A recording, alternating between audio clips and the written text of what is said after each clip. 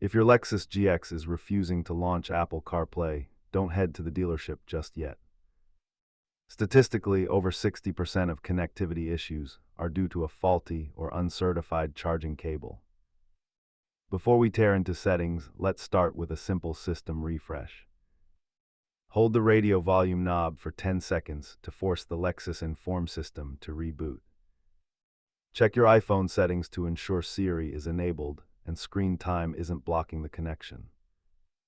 Physical obstructions like pocket lint in your phone's port can prevent a clean data handshake.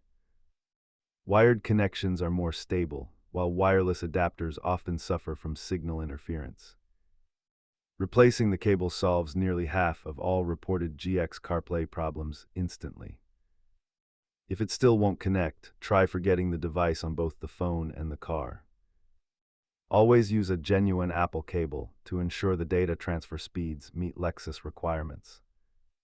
Remember, keeping your iOS updated is just as important as keeping your Lexus firmware current. If these steps didn't work, a firmware update at the dealer is your next best move.